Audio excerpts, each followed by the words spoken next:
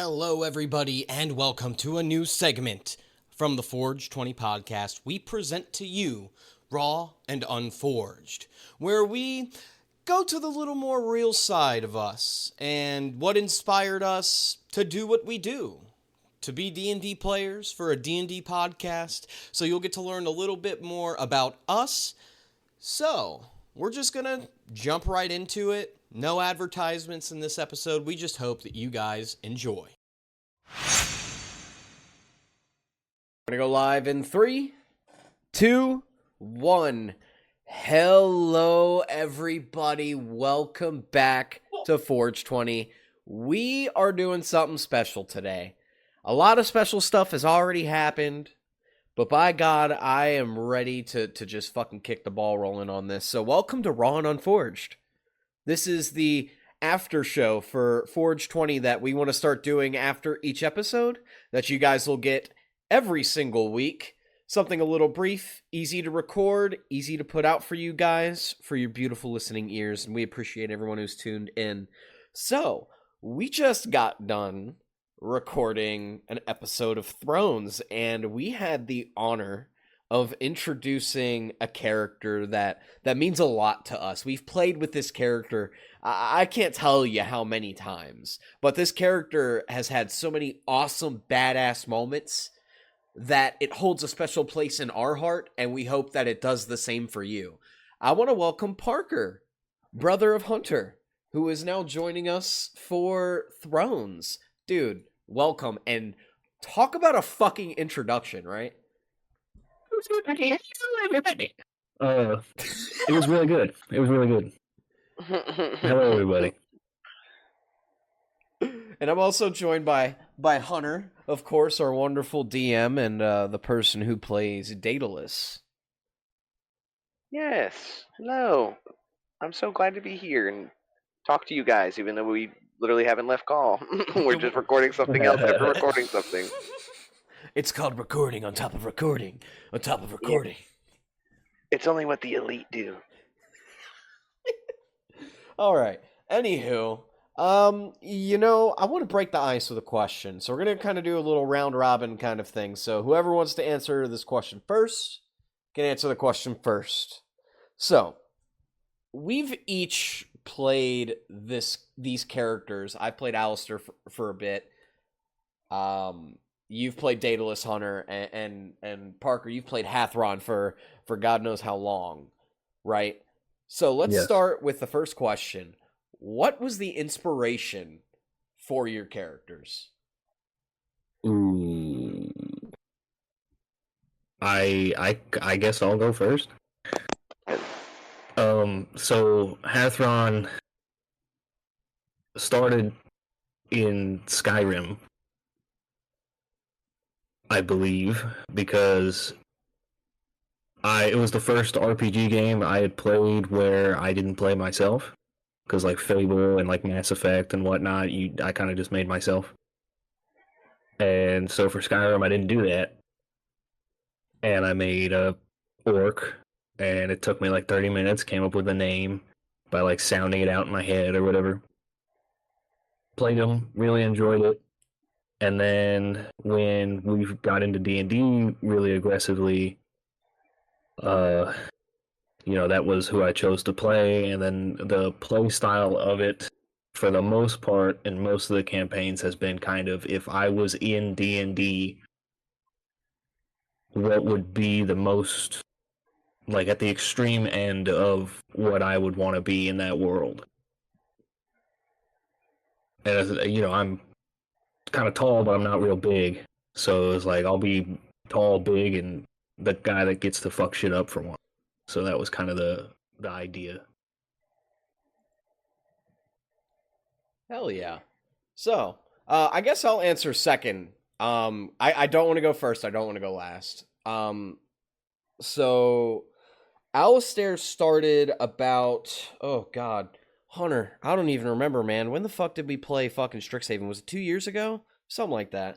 I think it was 3. I think it was 2021. Yeah, so like it was during COVID for sure. We were all kind of locked up, and we still wanted to fucking play D&D with one another. So we were like, oh, why not do this? So I had to think of a character, and I had thought about who are some of my favorite characters that I've ever watched in just about anything, like any sort of medium. So I kind of took a couple of pieces from different places. So for this version of Alistair, I wanted to take the backstory of it's kind of like Itachi from Naruto, right? Where, you know, he killed his family, but I was like, but did he didn't do it for, you know, quote unquote the greater good. He did it because he was manipulated, and I've always been fascinated by devils. And I was like, this is the perfect way to kind of mend some of the things that I like in D&D lore, and mash it with this kind of like just simple start. And I just kept stacking, and at first I played it by ear in the old campaign, but as we started prepping for this new campaign, I watched Berserk for the first time, and learning about Griffith and his ambition and his drive to achieve his dream, I became really fascinated with that character, to the point where it's like, okay, I need to rip a little something from here. Maybe something, because technically Griffith isn't a noble, but there's something noble about him in a way. He gives off that kind of aura. So I was like, I'm going to just like take that and create this fucking cool ass new backstory with it. And that's kind of where I've drawn inspiration from. So what about you with Daedalus, Hunter? For me, Daedalus was a combination of many things. I tend to make characters, and when I make them, I tend to put a lot of thought behind every aspect of them, from what race they are to their choices, their morality, their flaws. I focus a lot more on their relatability to them and using them as a vessel to cope with trauma or to process things. For Daedalus, I looked at myself and I said, if I was, you know, to describe my struggles with mental illness, my struggles with life and traumas that I've been through, and I was to manifest a sort of character that represents that resiliency, the ability to go through certain trials in life and keep going no matter the cost, no matter what it means, and the willingness to, by any means necessary, accomplish your goals and become who you want to be, even if it means overcoming great traumas and great loss. That's where his kind of idea began. And then it kind of just steamrolled from there with certain characters or things I liked. Like for design, I always went back to, well, if I wasn't human, I would want to be like a dragonborn. I always grew up loving Godzilla. That was like my favorite thing growing up, watching that with Parker and our dad. We would watch Godzilla, so I was like, Daedalus would be he would be like Godzilla. He would be a dragonborn. He would be awesome, and he would have this intimidating aura. But I didn't want Daedalus to be just a simple monster. I wanted him to represent, like I said, a struggle. And then I thought about those themes and what stories that I enjoy that have that kind of impact on me. And a long time ago, it's probably the only anime I really truly enjoy because it was my first and it spoiled me for everything else. It was Berserk. I watched that thanks to Raph back in like 2015, 2016, and that like changed my, I don't want to be dramatic, changed my life, but it really did on my perspective on things, from Griffith and Guts' struggle against each other, their friendship, the bond, the betrayal, everything about it. And with Guts, I saw a lot of Guts in Daedalus, their struggles, and that sometimes with life, the struggle is what life is about. For some people, like Griffith or like Alistair, it's about the goal of finding and becoming a lord or a king. But for some people, like Guts or like Daedalus, it's not about that. It's about survival by any means necessary from the get go, from day one. And as I don't want to give away too much about Daedalus's life, but that is all Daedalus is known as struggle. But now he has a purpose.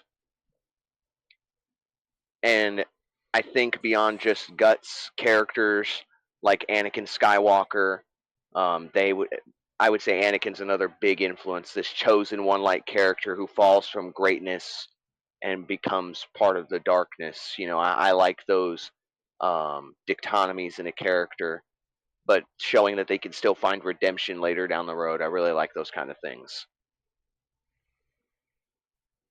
I 100% agree because I mean, like you said, life in itself is a fucking struggle, and it's all about how you just keep fucking pushing. And I took that inspiration for Alistair as well. I mean, think about it. He's gone through all these traumas. He's lost his family, and he's decided just because some Dragonborn came and visited him, said he was set here by the Lord's Alliance, said, I'm tired of the struggle. I need to keep pushing. And honestly, I think that's what makes all of our characters so great. Because clearly, after what just happened in this episode of Thrones, Hathron's gone through some shit too. And we don't know what that looks like yet, but man, when we find out, it's gonna be fucking crazy. I'm absolutely certain because this dude obliterated 50 fucking orcs, nat 20 with a fucking hammer, like great axe, busted this fucking dude's fucking skull in, and then proceeded to punch the fuck out of the ground. That shit was fucking awesome. And talk about a fucking introduction. Moment. Speaking of fucking cool moments like that, by the way, what has been some of your favorite moments that you guys have had at a D&D table with any character that you've ever played? Oh my goodness. I'll go first this time. Yeah. And this is not my moment. This is actually Parker's moment. I got a lot of those. Multiple. This is like I'll say one for Hathron now, and then I'll come back and do another one later for Daedalus or for other characters. But the first thing that comes to my mind is we were playing the Waterdeep Dragon Heist campaign, and at the beginning of that campaign, you're in the Yawning Portal Inn, and a troll climbs out from the Underdark, the well in the center of the inn, and it comes out with a bunch of sturges, right? Well, I don't remember what character everybody else was playing, but I remember Parker was playing Hathron, and we were all fighting the sturges and the trolls, and something came up where Parker had to leave the table, and he had to actually go to work or something, right? Like he got called in, and Parker's like, well, shit, what am I going to do? And he sees his character, the troll's back is to the well, and Parker's character's like maybe 10 feet away, and Parker's like, well, I got to leave anyway, so I'm going to do this. And he rolls. He's like, I'm going to roll to tackle the troll down the well. Mind you, this well leads to the Underdark. This is like a mile deep. He's gonna fall. He's gonna tackle this troll and go a mile down and hope he doesn't die. Well, he goes and he rolls to tackle this thing, and I remember he nails it. He tackles this troll, double leg shoots takedown. They go tumbling over the edge, and Parker's like, I've done my job. I'll see y'all later. And he goes to work, and the DM rolls the damage, and Hathron ends up living from the fall. Oh. He tackles this troll, and they go tumbling all the way down, splat, and he doesn't tell anybody what happens. We don't know what happened to Hathron. We don't know if he's going to come back, but the next week we sit down at the table, we go to play, and then Parker shows up. Parker sits down at the table, and then they describe Hathron crawling back out of the well with the troll's skin wrapped around him as a cape, like a cloak, and he's crawled back out, revealing that he lived. We thought he all died, and he made a noble sacrifice, but it was awesome. Hell yeah. That's what I do, baby. What about you, Parker? So, there's a bunch for Hathron that I like, and I'll just name a few real quick, because there's one moment in D&D that really sticks in my head. But, there was the goblin he had sex with in, like, one of those first campaigns, and he beat it to death with its own arm, yeah. Yeah, that was crazy. There's the troll well, which is a great moment. There's the one that just happened. There's the ones where, like, you remember when Hathron punched the wall, and then he broke his arm, but then he just punched it with the other arm, and it broke? Yeah, like he loosened it. It was crazy. Like ripping a door off the hit, like random little moments that Hathron seems to be able to pull off. But my all-time favorite would probably be when we played with Dad. And my dad had made named Dan Ansem the Handsome. Most handsome. Yeah. And he was like a bard or whatever.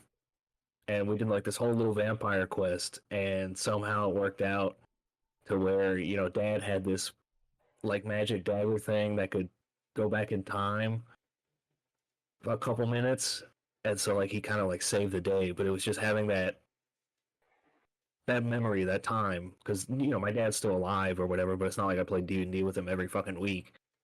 That was like a one-off thing. Now I have that forever. So that's kind of my number one moment.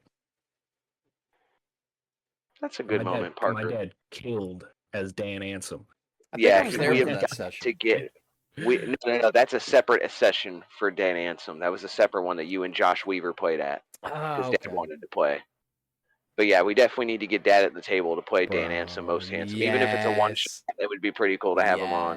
Because that was his him. Like it's 100% his fantasy character. Because if my dad, like if I think about my dad, if I think what would he want to be, that's exactly who my dad would want to be as Dan Ansem. Because you can't just say, like Parker just now was like, oh, Dan Ansem the handsome.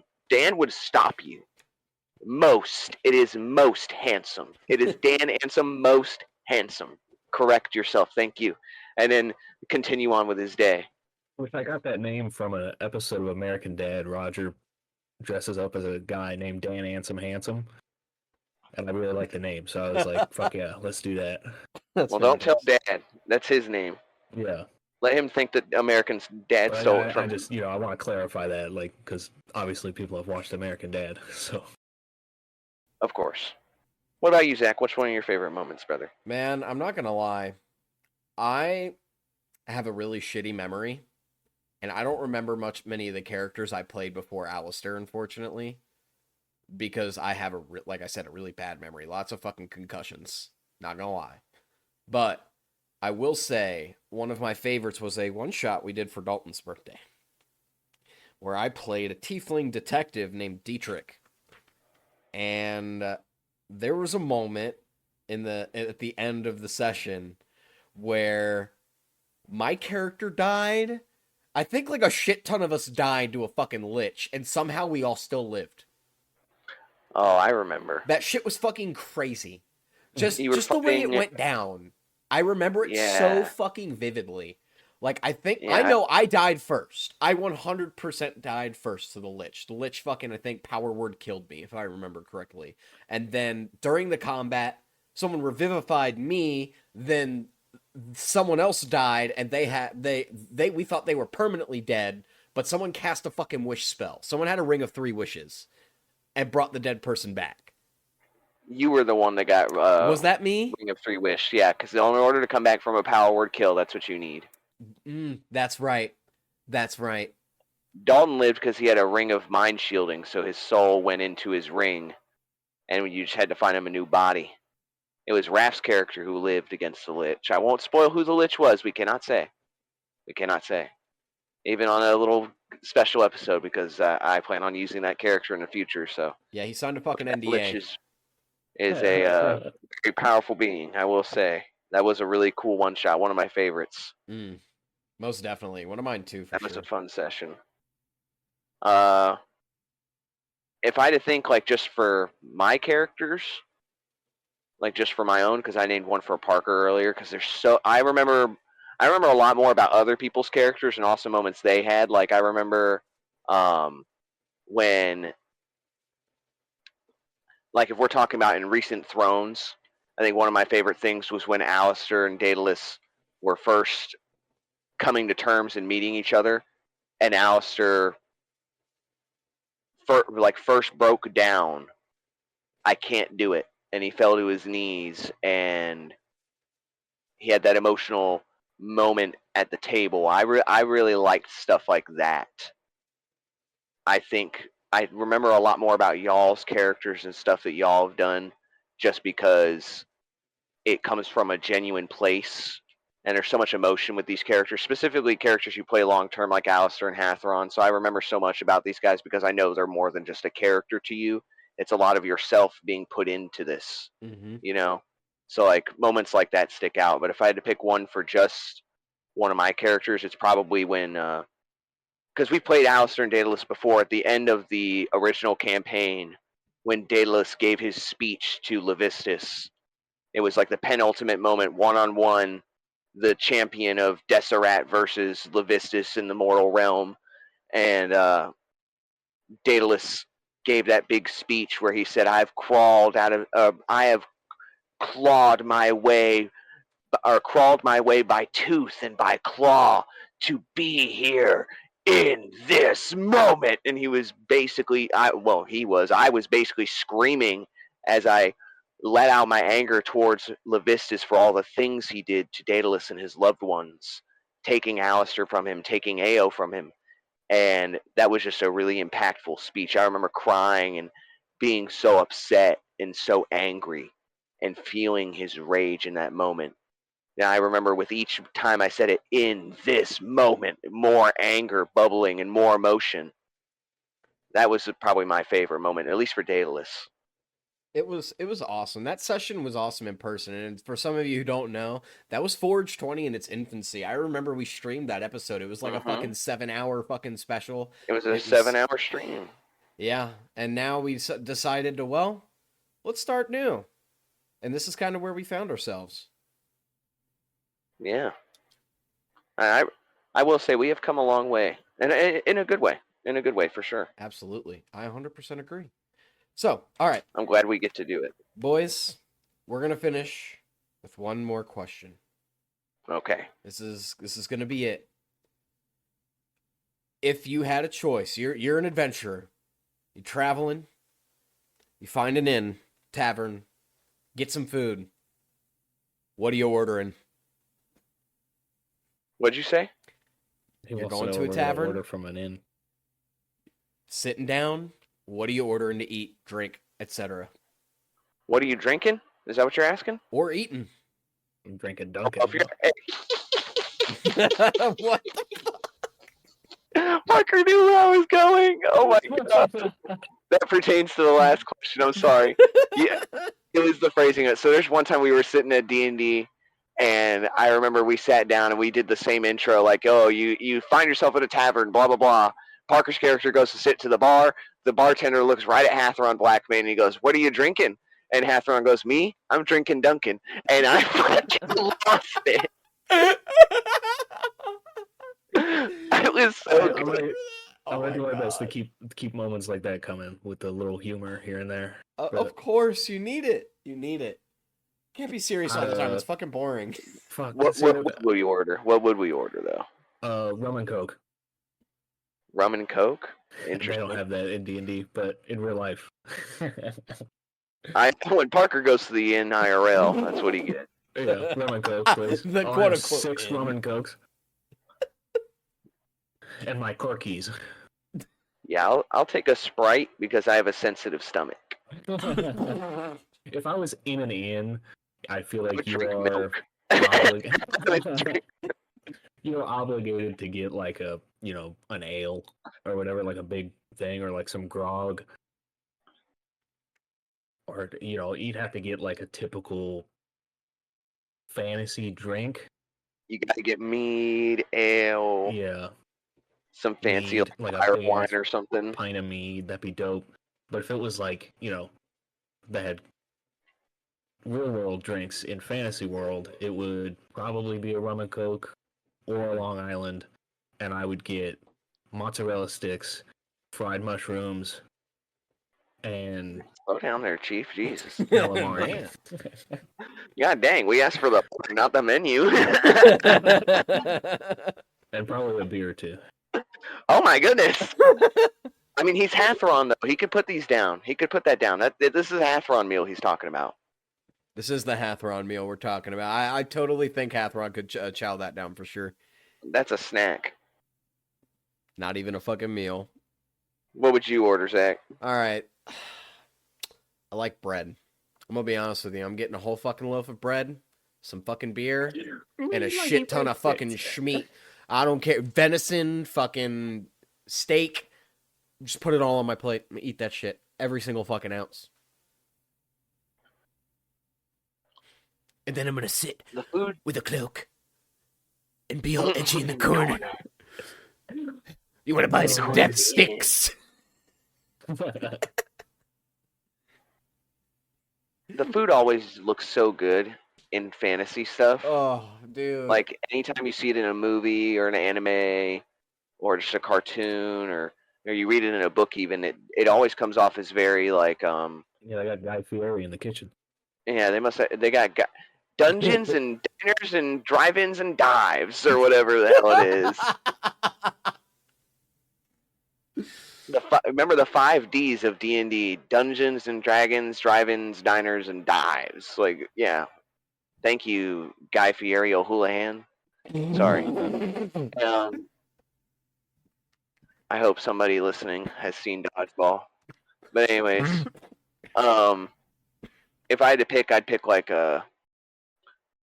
Oh man, they always make like these. I don't know what to call them, but in fantasy movies, they've always got these like, the meat.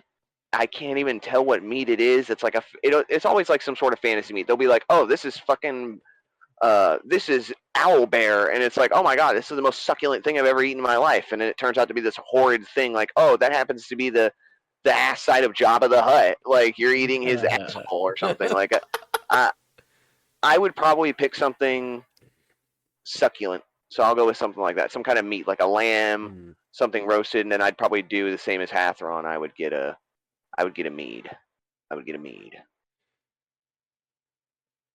Hell yeah, I respect these choices.